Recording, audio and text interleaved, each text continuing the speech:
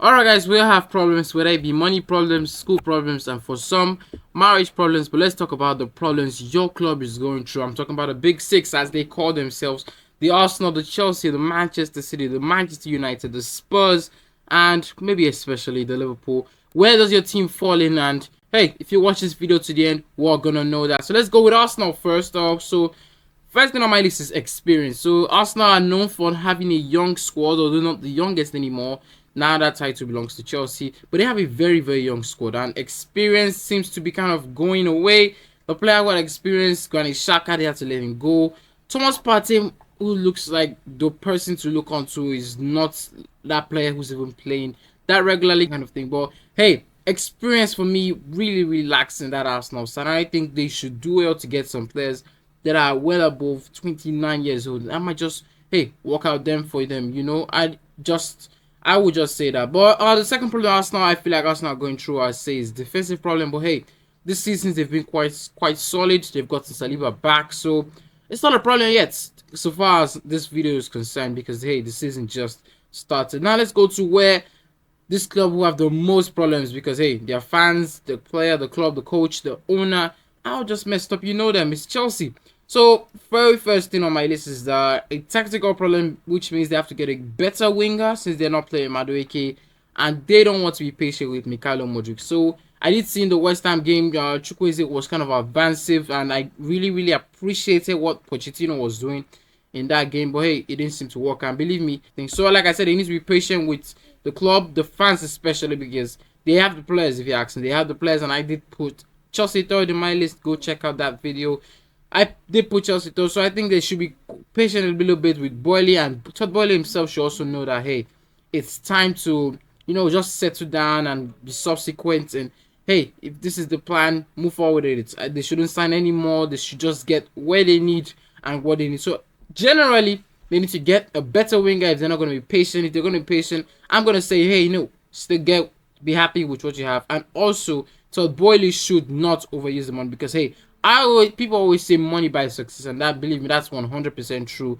But where I find it to be more true is that adequate money buys success, not too much money. Look at Newcastle; they are one of the richest clubs in the world, and hey, the owners have been there for a while. And the very first thing they didn't do was pump 100 million into the club, whereas they got Bruno Guimaraes, Alexander Isak, Nick Pope. So that's what adequate money gets for you. Gets you what you really, really want to do. Well, let's go to the next club on my list because hey, we're doing it alphabetically, and obviously after Chelsea comes Liverpool.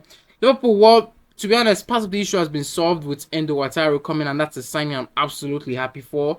These days, I do feel like I am a Liverpool fan, but hey, let's just put that to the side. But hey, Endo Wataru's been there. I just hope club gives him the necessary game time that he needs because he still seems to be in love with McAllister, Szoboszlai, and Cody Gakpo in midfield. But hey, my guess is remove Cody Gakpo, let him play in a more advanced position, let the competition be fiercer up forward, and let Wataru have his shine in the middle of the park there. But the bigger issue is going to be their defense, if I say defense. And this is something I feel like they should learn from Arsenal. Arsenal, they want to get Jurgen Timber, but not because they necessarily need him, because I feel like competition is something that everybody there needs to be aware of, because they had a Ben White, they had a Saliba, they had a Magalhaes, they had Tomiyasu, and the whole other sort of players. So why go ahead and get Jurgen Timber? So this is something that Arteta has implemented into his defense to try and wave away last season. I think that's something that Jurgen Klopp can learn, because Joel Matip and Joe Gomez are very, very good defenders, but inconsistency and goals,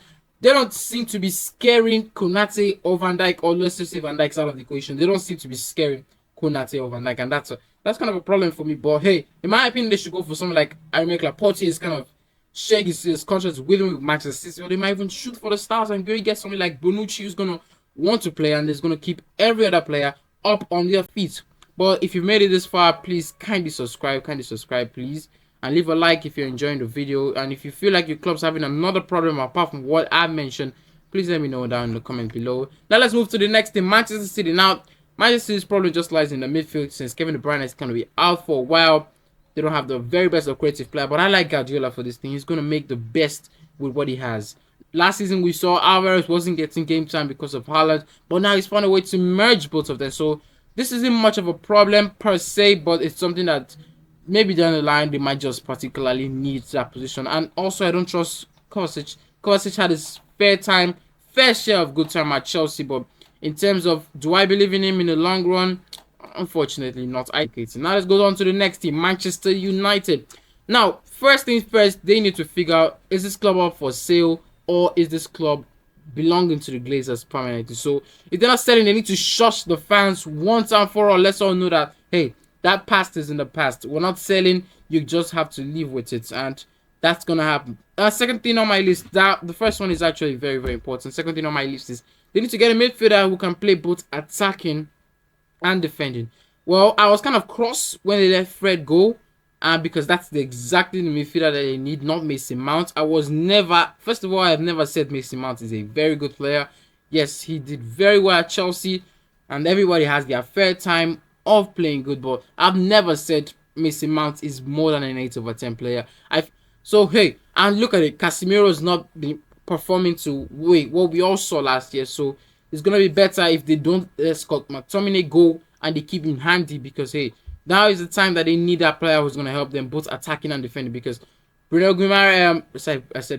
Fernandes is there and he's going to need some help from time to time. And if you have Scott McTominay who can play that dual roles and also help Casemiro, because Casemiro is kind of weaker and maybe he's just intentionally not playing well. I'm just confused there, but they shouldn't let go of Scott McTominay. If they need to get someone, if the manager isn't sure of Scott McTominay, I suggest they get one once it's January. Once it's January, before the problem becomes too much. Last but not least is Spurs.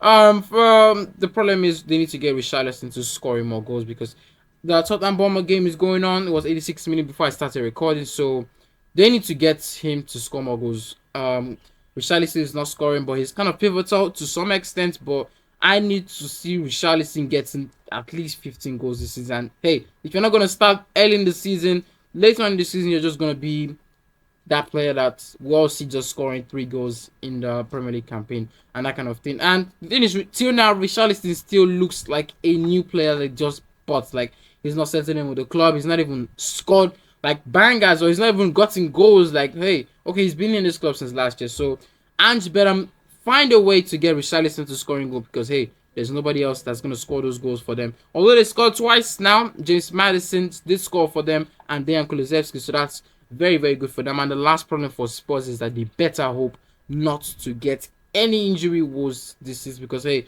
it's kind of really going very, very rocky for them. If I may check the Premier League table right now, the Premier League table does say that Tottenham are quite in a good position, because hey, their game is still going on, and that just skipped my mind to check. But the table does in fact say, just stick there with me, that Tottenham are leading the Premier League table at this point of record, although they've played quite a number of games, more than anybody else. But hey, if Tottenham are going to keep this form, they better get Richarlison scoring and hope that they don't get injury scared. So that's just it for me there. Tottenham are winning right now, so I think Tottenham are going to have a good year. I'm even thinking of reconsidering why I place them in the table, but hey, we're just going to wait a while to see if that's going to be effective as long as it goes. So let me know if you feel there's external problems or I'm just bluffing. Let me know in the comments, and I'll see you all next time. Bye bye for now.